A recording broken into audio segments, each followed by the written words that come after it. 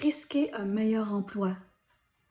Jennifer a toujours postulé, comme elle n'a pas beaucoup travaillé depuis plusieurs années, pour un travail. En autant qu'elle puisse le garder, c'est sa seule priorité, que ce soit un salaire minimum, qu'elle doit travailler plus fort que les autres.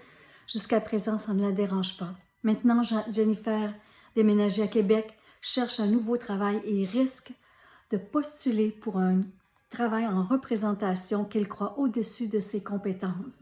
Elle se dit, s'il me garde 2 jours ou 3 jours, au moins j'aurai 2-3 jours d'expérience de plus et j'obtiendrai peut-être des meilleurs salaires dans le futur. Alors voici ici l'histoire de Jennifer à la recherche et la trouvaille d'une nouvelle carrière. Si vous jugez que vous valez un emploi de 20 000 $ par année, vous ne regarderez que les annonces qui offrent ce genre d'emploi. Sinon, vous risquerez de regarder les lignes plus hautes et d'envoyer votre CV. On ne risque pas grand-chose après tout. Combien je vaux est la bonne question, se demande Jennifer. Je ne mets pas de limite quant aux candidatures à poser pour les compagnies. Je sèmerai des curriculum vitae partout où j'aurai envie de travailler. Voilà ma nouvelle philosophie. Je veux avancer dans ma vie et non stagner. Jennifer regarde dans le journal et voit représentante en publicité recherchée. Cette annonce lui semble très intéressante. Ce poste comprend un salaire de base, des commissions, des avantages sociaux, un compte de dépenses, mais comporte aussi des allers-retours entre Québec et Montréal aux 2 semaines en auto.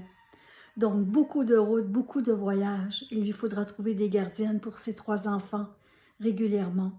Elle découpe néanmoins Jennifer à l'annonce du journal, même si elle doute de correspondre au profil de la compagnie de publicité qui est recherchée. Moins d'une semaine plus tard, après avoir envoyé son CV, Jennifer reçoit un appel de la compagnie de magazine d'horticulture pour le poste de représentante en publicité. Elle est vraiment surprise. Tout de suite, elle s'habille pour le rendez-vous de son beau tailleur marine, soigne sa coiffure, surveille l'heure et part pour l'entrevue en voiture. Dans la salle d'attente, on l'appelle pour l'entrevue et sont réunies 3 personnes. Le président de la compagnie, le président marketing et la chef d'équipe, une dame très gentille. Le bonhomme en publicité, le président, est à l'allure d'un vendeur d'auto usagé. Il parle fort et se montre arrogant et intimidant. Il est le seul à parler à Jennifer. Il l'assaille de commentaires désagréables et la pique comme avec une petite aiguille fine. Mais Jennifer, même cette impatience, se retient de réagir. Il a sans doute raison, ce président, car elle n'a aucune expérience dans ce domaine. Toutefois, cela ne justifie en rien son attitude envers elle. Elle fulmine Jennifer. Cependant, comme elle a besoin de travail, elle fait du mieux possible pour relever toutes les objections, même si elle est convaincue qu'elle n'obtiendra pas ce poste.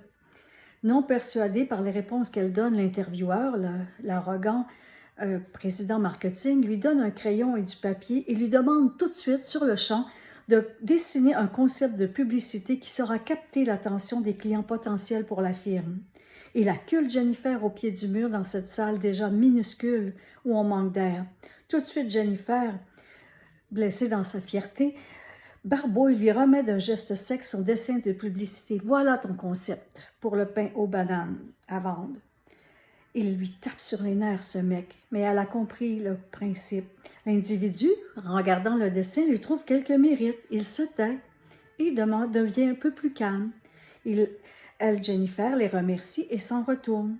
Elle garde toujours en dedans sa colère. Ils n'ont fait preuve d'aucun professionnalisme envers un prospect qui offre ce service, se dit-elle. Elle considère cette rencontre avec un véritable échec. Tout de suite, elle s'en va pour se réconforter, acheter un café, un croissant au chocolat au restaurant et se dit que, rendue à l'appartement, elle leur écrira une lettre pour leur lui exprimer leur façon de traiter des gens qui se présentent. Arrivée à l'appartement, après s'être calmée, elle prend ses messages sur le répondeur. « Vous avez un nouveau message. » Elle vérifie, c'est ce chef d'équipe de la compagnie avec qui elle vient d'avoir l'entrevue minable qui la rappelle. Il lui propose un contrat comme représentant de publicité dans leur firme qui est, à ce moment-là de l'année, une firme, le magazine le plus vendu, le plus référencé de toute l'année dans le Canada. Alors, Jennifer, elle est vraiment sous le choc. Une porte s'ouvre pour elle. Elle se dit que malgré ses habiletés très déficientes et avec un meilleur salaire, elle pourra acquérir d'expérience. Et aussi dans le jardinage. Et elle a quand même suivi un cours de vente et de représentation. Alors, il est temps maintenant de le mettre en pratique. Premier jour de travail, Jennifer est nerveuse et fait le grand saut. Lise, sympathique, sa chef d'équipe, la reçoit avec gentillesse et un beau sourire. Elle lui montre son bureau. Jennifer est vraiment impressionnée car elle aura un bureau pour elle toute seule et même une secrétaire qui pourra écrire ses soumissions et faire les tâches qu'elle a besoin. Elle n'en revient pas, elle ne le savait pas. Elle est allée vraiment à l'aveuglette à cet emploi et elle joue le bluff et elle se dit bien qu'elle va apprendre. Alors, un bureau à elle, une secrétaire qui remplit les soumissions, mais quel est ce travail au juste? Elle se le demande bien. Alors, il y a maintenant une réunion, sa première réunion, où le président est toujours présent et la chef d'équipe. Et là, maintenant, ils sont en train de parler dans un jargon de vente que Jennifer nullement ne comprend. Elle écoute, dresse l'oreille, cherche des indices, rattrape quelques idées au passage pour comprendre. Le président de la compagnie, très réservé, qui parle très peu, on lui remet une liste et lui dit d'appeler les clients. C'est des clients potentiels à contacter qui peuvent acheter des pages de magazines et ramener beaucoup d'argent pour la compagnie. Elle doit, Jennifer, obtenir des rendez-vous, les rencontrer et les convaincre d'annoncer leurs produits dans la revue d'horticulture. Jennifer se débrouille et déploie beaucoup d'efforts. Lise, sa chef d'équipe, est très patiente à son endroit et le président, habillé d'une grande élégance, est très gentil, est un homme intègre. Tout est le contraire de ce qu'elle avait vu à l'entrevue. Ces gens sont vraiment aimables. Alors, le président lui donne toutes les chances pour améliorer ses performances de vente. Il lui paie des formations de vente, toutes sortes de cours. Le niveau de vie de Jennifer et de ses enfants s'améliore grandement. Jennifer acquiert de la confiance en elle. Le salaire est meilleur. Son entourage l'admire parce qu'elle travaille pour un magazine renommé sur le marché. Une position en vue, une mère monoparentale, Jennifer est vraiment une femme professionnelle et ressent un sentiment d'accomplissement pour la première fois. Elle est maintenant une mère indépendante qui mène sa carrière de front et élève ses 3 enfants. Son nouveau salaire lui permet même de louer une voiture neuve. Cette possibilité s'avère un synonyme de succès, surtout après plusieurs années d'épreuves avec des voitures désagrégées qui l'ont laissé tomber sur la route souvent, que les moteurs et tout est tombé et Jennifer était souvent en panne maintenant, d'avoir une voiture neuve est vraiment une réussite en elle-même, un trophée. Alors elle part avec Elisabeth pendant que les garçons sont à l'école pour magasiner cette nouvelle auto chez un concessionnaire. Toutefois, lorsqu'elle rentre dans les édifices, les vendeurs sur place ne la considèrent point, l'ignorent vraiment. Ils ne croient pas vraiment un client potentiel. Alors Jennifer a des difficultés à recevoir même des salutations, un renseignement sur les voitures. À la fin de la journée, avec Elisabeth, ce qui devait s'avérer une journée agréable, en train de magasiner une auto, Jennifer commence à se sentir un peu plus minable. Par contre, il reste toujours un dernier concessionnaire qu'elle n'est pas allée voir. Il est beaucoup plus loin et elle pense que les voitures seront beaucoup plus dispendieuses. Mais maintenant, elle se dit qu'elle va aller voir ce concessionnaire et aller voir les autos. Dès qu'elle rentre elle est accueillie par le dernier concessionnaire avec beaucoup d'amabilité et de courtoisie. Alors, tout de suite, elle a un coup de foudre pour une voiture rouge qui est là sur place. Mais elle est certaine que cette voiture est trop chère pour son budget.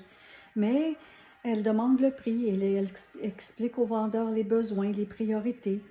Maintenant, la voiture, quand même, est abordable.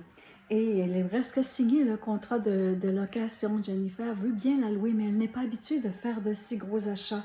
Elle est tellement habituée d'avoir juste assez pour payer sa nourriture et le loyer. Avoir une nouvelle voiture, c'est vraiment un luxe pour elle. Alors, elle devient craintive avec le stylo dans les mains à signer, jusqu'à ce que le directeur lui fasse cette déclaration. « Madame, vous savez que si vous achetez une auto neuve, il y aura moins de choses qui ira bien dans votre vie. Ce n'est pas une auto que vous achetez, mais la tranquillité d'esprit. Vous n'aurez plus de risque de panne, ni de coûts de réparation n'en plus finir, madame. » Il a raison. Jennifer est fatiguée d'avoir toujours des véhicules à faire remorquer et la sécurité pour ses enfants sont sa priorité. Donc, le contrat est signé et Jennifer acquiert une belle voiture. Rouge sera mon auto, symbole de ma vie qui bouge, dit-elle. Dès que l'auto sera disponible, elle va revenir avec ses enfants pour une cérémonie de remise d'auto, un événement spécial où la voiture est enveloppée d'un grand ruban et que les enfants pourront couper avec les ciseaux comme pour célébrer leur nouvelle acquisition. Les enfants sont vraiment impressionnés et excités.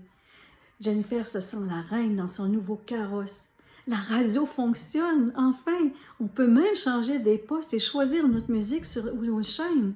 Ce jour est un symbole de bonheur pour Jennifer, Simon, Gabriel et Elisabeth.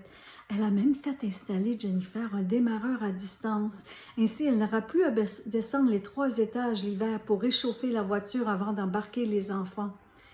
Elle pourra le faire de son appartement pour aller aux réunions chaque semaine. La première destination à aller avec la nouvelle auto, c'est se rendre au restaurant préféré des enfants pour célébrer leur nouvelle liberté. Un buffet à volonté. Ils poseront le loisir de manger tout ce qu'ils désirent. Ils sont vraiment contents. Tout le monde est heureux. Un jour qu'elle fait le tri de ses papiers, Jennifer retrouve une image dans une boîte, une photo d'une auto rouge avec son visage qu'elle avait collé dessus autrefois. C'était un rêve qu'elle avait caressé lorsqu'elle restait à Chicoutimi, qu'elle s'était séparée et était pauvre. Elle avait accroché la photo de l'auto sur le mur de sa chambre pour visualiser son futur. Mais depuis, elle avait déménagé et n'y avait plus jamais repensé par la suite. Pourtant, dans cette boîte, elle a vu son vœu, maintenant qui s'était réalisé, comme un présent envoyé de l'infini. Elle avait une auto rouge et elle était au volant, comme sur la photo de Chicoutimi. Lise, sa chef d'équipe qui l'accompagne, est une femme professionnelle et pratique et lui apprend les rudiments du métier. Mais bientôt, Jennifer va devoir partir toute seule voir les clients, aller à Montréal, à Laval, dans les rangs, les rencontrer, les producteurs, les compagnies de publicité. Et c'est ce qui la stresse le plus, voyager entre Montréal et Québec, car Jennifer n'a pas un grand sens d'orientation. Il faut qu'elle conclue des ventes et trouve des clients. La situation devient critique lorsqu'elle roule à l'aveuglette et stagne à la recherche des adresses et arrive en retard au rendez-vous car elle ne trouve pas les endroits. Tout est si mal indiqué en campagne. Elle se perd dans les différentes routes. Il y a aussi les rendez-vous aux agences de publicité qui sont au centre-ville de Montréal qui l'obligent à voyager dans le trafic. Elle manque d'expérience dans la conduite.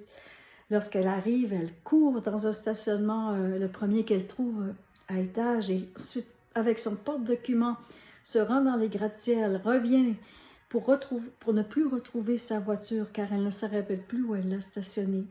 Des fois, ça lui prend juste 1 heure pour retrouver son auto, pour prendre la route et revenir à Québec avant la nuit, pendant que ses enfants se font garder par une petite gardienne de la congrégation.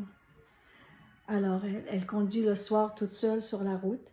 Dans le doute, elle se demande des fois si ses enfants sont corrects, est-ce qu'il manque de quelque chose, car la gardienne, même si elle est très fiable, elle n'a que 16 ans. Et Jennifer fera ce trajet toutes les 2 semaines. Mais maintenant, son père, qu'est-ce qui arrive? Et à un moment donné, son père Marco, qui ne lui avait pas parlé depuis 5 ans, elle a repris contact avec elle. Et puis, elle décide d'aller le visiter à Montréal lors d'une de ses visites de clients. Et Marco, elle le voit par la fenêtre, son père, qui la regarde débarquer de sa voiture neuve, habillée toute en professionnel. Et son père fait une expression d'admiration pour sa fille. Pour la première fois, Jennifer se sent respectée par son père, qui ne l'a jamais vraiment regardée. Il lui prépare même à souper un steak, une pomme de terre au four. Ils savourent ensemble un moment avant qu'elle retourne à Montréal trouver les petits. Et ce moment, elle le gardera précieusement dans sa vie et ce sentiment de fierté aussi. Son père s'est remarié depuis avec sa 5e femme, une femme d'Europe de l'Est, très robuste, qui prend soin de lui met ses pantoufles et se veille à ses besoins. Et il reviendra à Québec plutôt, revoir sa fille et connaître sa petite fille Élisabeth qu'il n'a jamais vue. Il chantera sur sa guitare avec un air mélancolique « L'important c'est la rose », une chanson qu'il aime beaucoup. Je ne sais pas s'il pensait à ma mère Rose quand il la chantait, mais Élisabeth était contente de rencontrer grand-papa Marco et les garçons aussi de revoir leur grand-père. Et ensemble, ils ont fait beaucoup de photos. Et puis, Élisabeth chantait avec son grand-papa. Alors maintenant, Jennifer, elle est contente. Elle a une nouvelle carrière, elle a un meilleur salaire, elle acquiert une expérience, une fierté d'elle-même. Elle travaille avec une équipe extraordinaire dans la compagnie. Quelle sera la suite? Est-ce que Jennifer va réussir à aller chercher des contrats, à amener des clients? Prochain chapitre, le client inaccessible. Merci beaucoup de votre écoute. Je vous souhaite une excellente journée ensoleillée et je vous dis à bientôt. Liliane, au revoir.